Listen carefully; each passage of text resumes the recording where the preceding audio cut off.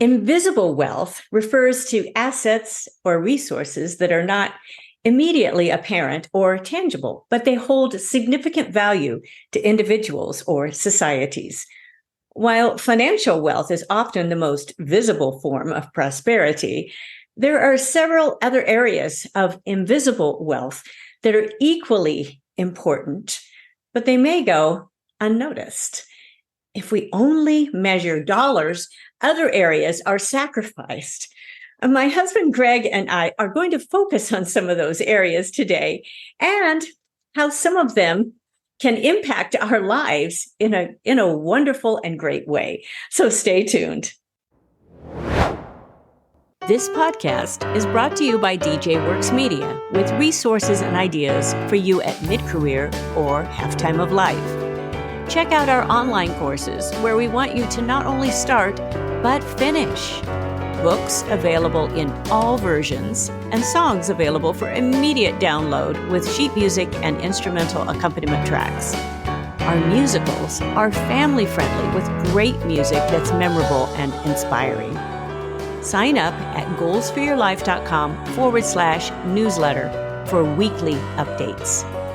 Now to our episode.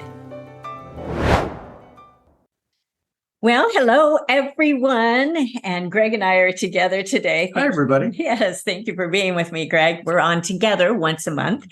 And it's such a pleasure because we get to gain from Greg's vast experience and wisdom as well. And we have a great subject today I wanted to get to with invisible wealth. And you made a comment about this. I want you to share right off. I said it a little bit in the intro, but how we should not discount if we only add the money area and how okay. Yeah. I forgot how we got onto this subject, but we were just talking and the synergy sort of happened. And we were just thinking that we know a number of people that have a fair amount of wealth, but aren't necessarily happy people. And it kind of springboarded into thinking about what are the various dimensions of a healthy human life. And certainly financial security is vital, but there's other things that we should be thinking about. And I know as a financial advisor, I saw people from both spectrums of the financial wealth situation. And, you can be unhappy when you're poor. You can be unhappy when you're rich. You can be happy when you're poor and happy when you're rich. And, but there's some common denominators that we want to talk about that I think will help. And just before we get into it, growing up in the 70s, there was a move towards kind of a bohemian lifestyle where we would all move to the Rockies and live off the land and kind of dismissed creating wealth. And, that seems to ring true through certain segments of our society today. And that's not what we're talking about. But what we are talking about is a balanced life. And thinking about just how to measure your happiness. That's a great one, how to measure happiness, because, we always hear it, money can't buy happiness by itself. It helps in some ways. So, but there's a lot of other parts to this. So we're going to hit on some areas that we were brainstorming about, and I hope they help all of you who are listening with cultural assets, environmental assets, social capital, human capital, and then the big one, health and well-being. We will wait the last one to the last. So, well, let's start with cultural assets. Okay. Yeah, that's kind of a big one because we believe family is such an important bedrock part of our society and of our world, actually, and building upon. This is what nations have been built upon. And there are different cultural aspects. We have a melting pot in our United States here of a lot of different cultures and how important that is and how that does bring a certain part of invisible wealth when you're able to celebrate those things, whether it's something called Cinco de Mayo or anything else on Right. some of those holidays. So, and about that emotional safety that should be a part of that, respect and humor. So why don't you comment a little bit on that, on creating family? We've been in this together, creating a family. And really, there's so much joy that can be with Right. all of that. Debbie was just talking to a friend. They're going to celebrate their 38th wedding anniversary soon. And I remarked, wow, they're just getting started. And we have worked at creating a family. And part of the reason Deb put this under culture is what we kind of meant was the environment you live in, if that makes sense, the environment you live in. And, there's a culture you live in at home. There's another one you live in at work. There's probably a neighborhood one that you and your kids kind of function in. And you can have certain control over some of those, but at home, you've got a lot of control. So we were just trying to imagine what a good culture feels like at home. And in our mind, the irreducible minimums are, it's a culture of respect, a culture of thankfulness, that everybody in general is happy or thankful for each other and for what has been provided to them. If you're living in America, you're better off than most of the world. So that, it should be relatively easy to be thankful. So respect, thankfulness, humor. You don't want to be a dour, respectful person and a dour, thankful person. Oh, I am so thankful. You lighten up a little bit, and enjoy the people at home. So, you can imagine if you come home to a group of people that are respectful, thankful, and having fun with each other, it's generally a pretty good culture. And then, somewhere in there, in order to maintain all of that, you got to be forgiving. You got to be able to, major on the majors and overlook the minors.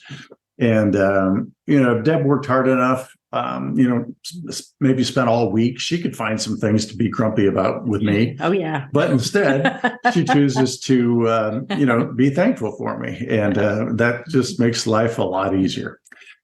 And there were some times that I have to admit, when I look back, I don't feel like I was even nearly thankful enough, because I was kind of stressed out with young kids and I was all focused on me, and all of the things. It's like, oh, I'm just so glad, when Greg walked in the door, it's like, oh, here they are. They are. I was the respite. Yeah.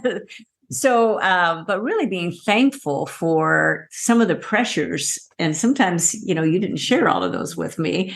And so those are things you just need to know. Yeah, and I think if somebody had told us in our 40s, focus on thankfulness, and if we would have listened, it probably would have helped. Yeah. That's a good point. If we would have listened. So that's up to you. That is up to the listener. That's right. Well, that's while we were talking about culture, though. Yes. We're talking about culture, not environment, right? Yes, we're going to environment next, though. So if you, that's a sneak peek here. But the culture, I think we covered that, especially with respect. Respect is a big one too. Respect for each other, thankfulness, and encouragement for each other. Humor. Yeah, that really helps a lot. Don't take yourself too seriously. Yes, that's a big one. That is a big one. Self-deprecation is a wonderful tool. It really is, isn't it? Yes. I can do plenty of that. So me too. And it ends up growing through the years, believe it. So let's move on to environmental assets. And I love this one because I love being outdoors. I feel like a farmer girl, born in Georgia, but didn't stay there long, by the way. But I got that sort of gene that loves to be outside. I love to see the new blooms. I like to smell the citrus fruit when it's blooming and all of those. I like to prune and all of that.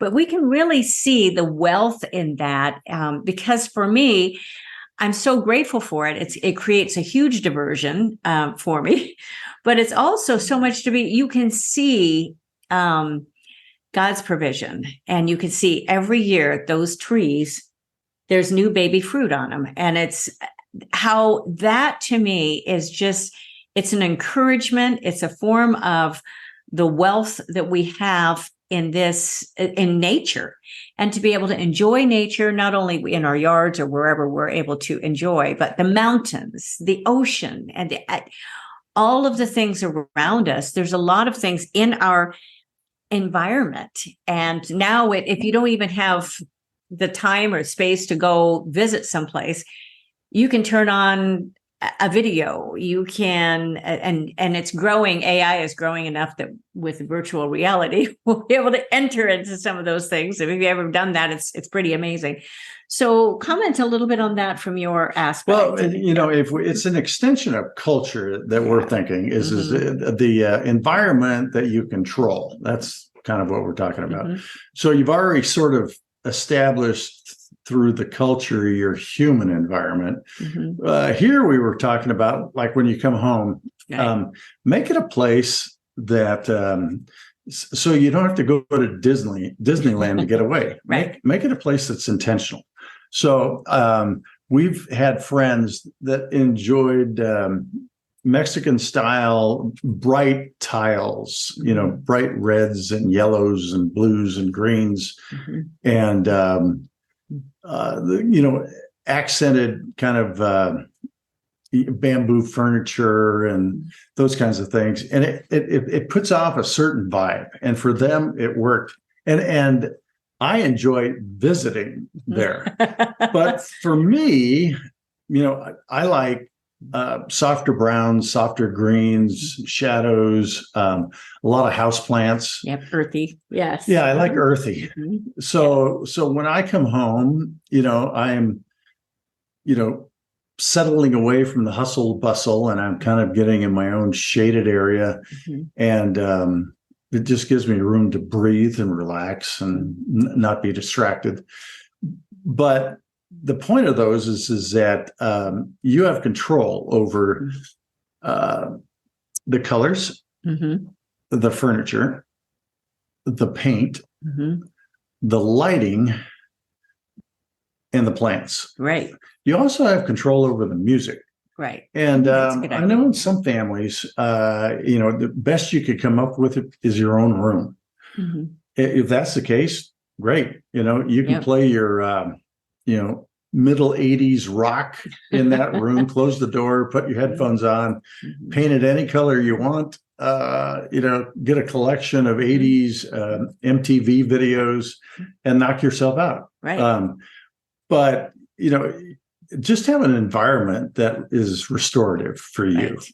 That's kind of what we're talking about. And if you think about this, hopefully we're on the right track. But if you're living in a culture you enjoy and coming home to an environment you enjoy, you've added to your wealth. Right. Whether you are a multimillionaire or still working, 60 hours a week, at least you're wealthy in some simple areas, and you can really enjoy that. And, there's just a lot of people that come home and they don't enjoy the culture. They don't enjoy the environment. They can't wait to get back work.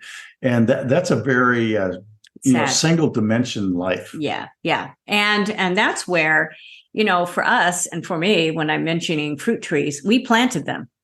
So yes, I do a lot of pruning, by the way, but no, there's a lot of weeds around here. So, but we knew that that's something that we would really enjoy. We had the space for those trees. Not everybody has the place for those, but that created the environment, and that's a lot of invisible wealth. And for me too, I get to give away some of that. When the fruit comes in, I can be very generous. And you don't even want to know how much fresh fruit juice she drinks in a year. A lot, especially grapefruit. So, but we won't get on that. Okay. So, but that's another area of invisible wealth that I could even do fresh fruit and fresh fruit juice. So we'll just move to social capital. So we've hit the, and that's another asset. We've hit cultural, environmental, and now social capital as far as an asset.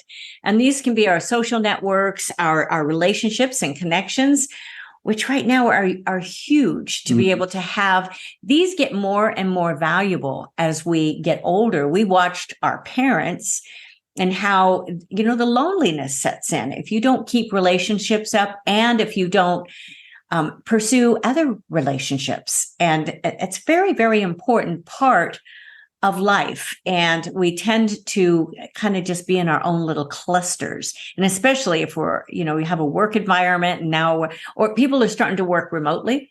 So I work remotely a lot. So I'm by myself.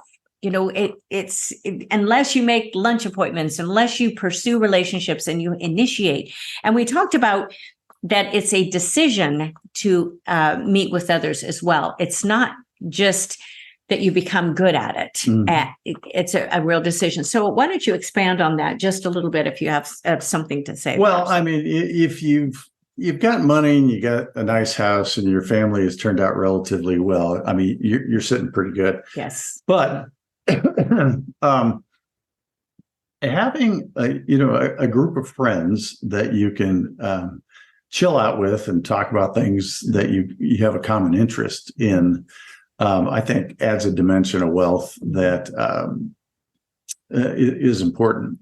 And beyond work friends, because work friends, there's a level of trust that you can't get to because it can impact the office politics. Right. So you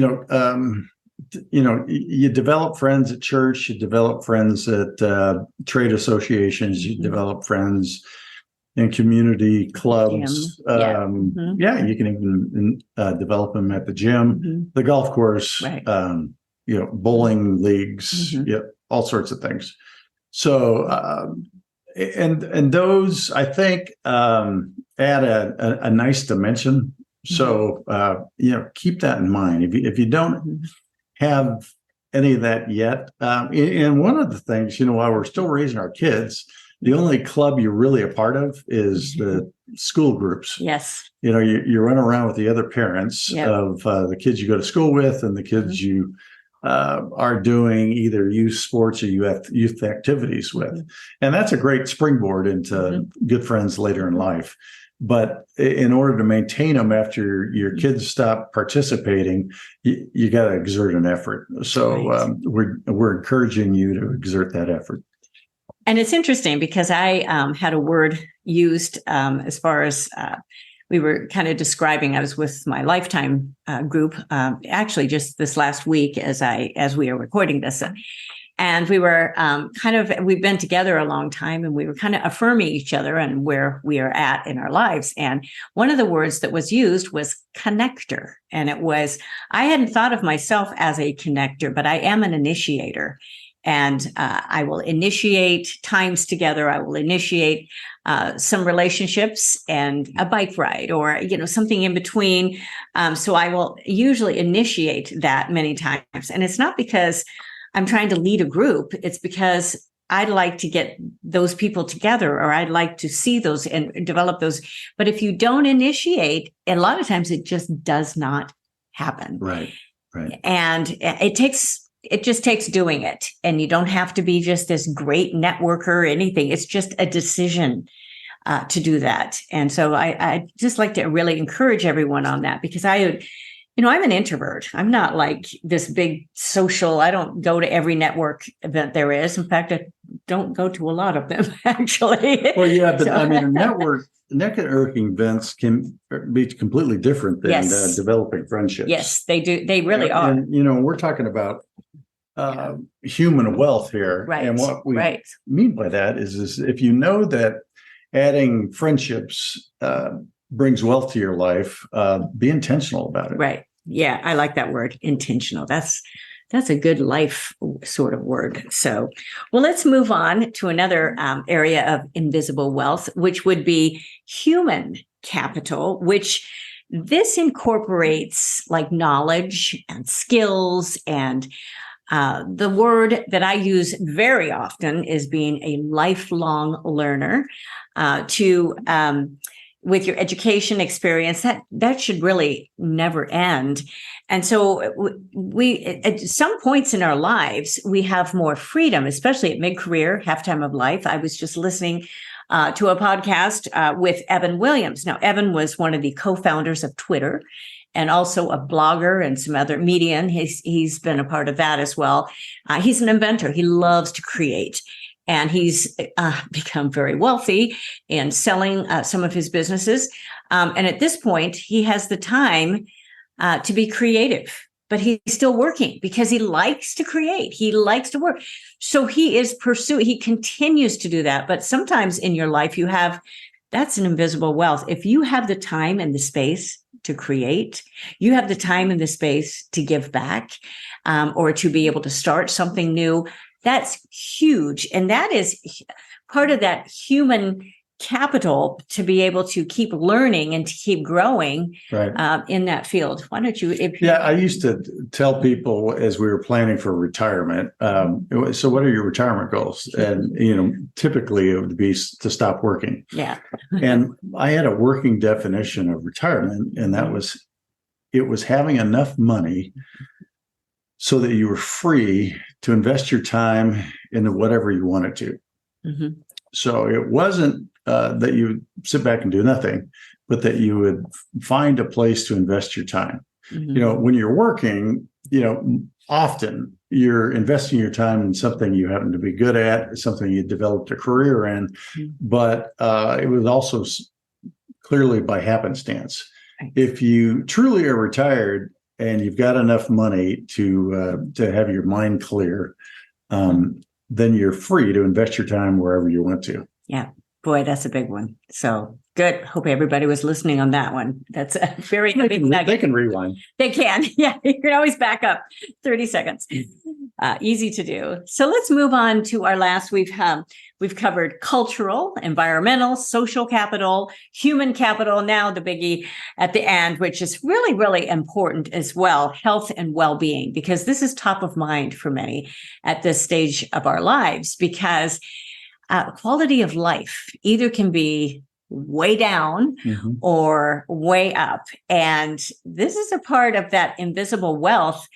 If you're feeling good, you're able to be active. I feel very fortunate. We're still able to do those active vacations and hike together. And we did a bike riding trip, last summer was great fun. But that's really so much to be thankful for. And I was with a group the other day, reminded me of a friend that stood and kind of gave some of the accounts of things that she had been facing. Just this last year was her 5th heart attack, cancer, diabetes, and she had lost all of her hair. And I thought, oh my gosh, I have nothing to complain about. I get up early in the morning, I work out, but everything's working, and there's so much to be grateful for. And that is an area of invisible wealth that a lot of times money just can't buy. Right. It's not going to buy you more years. People are trying to extend their life, just spending lots and lots of money, or going, into these treatments every day, or just, this whole thing. But that doesn't necessarily buy you more years. So the quality of life. And you had mentioned something, I want you to expand on this. Start earlier than you think you need to. Yeah. That was good. So, if you wait till you're in your 50s, it's just so much harder to bounce back. And the reason I experienced this is I started to get injured in my 60s, mm-hmm. and they were, what I would have called incidental nicks back in my 30s, mm-hmm. but in my 50s, it took forever to recover from them. Mm-hmm. And some of them, I still haven't recovered from, and mm-hmm. I've been working on them for years. Mm-hmm. So, in your 40s is the time to start thinking right. about, cutting back sugar, mm-hmm. eating smaller quantities, committing yourself to a regimen of stretching. Yes. Endurance walks, or at least, jogs, mm-hmm. And resistance training. And we've talked to you a number of times about the value of exercise, right. But Man, after 40, it seems like you're always trying to get into shape. You never quite get there. So just, find a program, find, something to follow and just commit to it. But it'd be nice if you could include, walk, jog, stretching, resistance training, and eating right. Whoa, big ones. So, and go ahead. Yeah, be intentional. Be intentional. I like that. And it's one of the reasons why, we have been, because we're traveling more together at this stage in our life. And then I'm working a lot of my live engagements, everything around that. So, but I'm trying to book a certain amount of active vacations. And what it does is I see my husband out doing a lot more walking than normal because we have a trip coming up that you have to walk 5 miles a day. So it's good. And there's once a week that I do walking hills, which just about kills me. I mean, I'm out of breath. I'm thinking I wasn't like this like 30 years ago. Right. Yeah, but I notice a difference just by doing that once a week when I'm faced with 4 flights of stairs, which I've had to do with some of my work lately. So I'm not out of breath. It's because I've been putting myself through that. But again, you want that quality of life. Do what you can. You need to be able to have some good supervision on this, whether a coach or, what your medical professional says. But we can believe what we want to believe sometimes. But it's important to stay active, get moving. Do not just sit. That's very, very important. So, well, we've really covered some great things, hopefully. Now, money's a part of this. We have many podcasts on those, of investing wisely. We have all of those. But we hope that if we added all of these, you could be truly wealthy. Truly wealthy. Again, there is an article that goes with this. Make sure you're on their newsletter, goalsforyourlife.com/newsletter. Very important. And that you subscribe to that and share it. That would be great. You can also reach me at Deborah Johnson Speaker or DJ Works Music. Everyone loves the music, but you get all of that too with the newsletter as well as all of the recent podcasts. We've had a lot of extra podcasts this year too. So make sure you get those. So thank you everyone for listening. This is such a pleasure. So much fun. Thank you, Greg, for joining me today. It's always fun to have you on. So we will all see you next time. Bye-bye for now. Bye-bye. Thank you for joining us. It is because of our wonderful listeners like you that we keep going strong week after week. We'd love it if you'd share and follow us to not miss a single show and even write a review. You can also find all of our articles, products, and links at womenathalftime.com.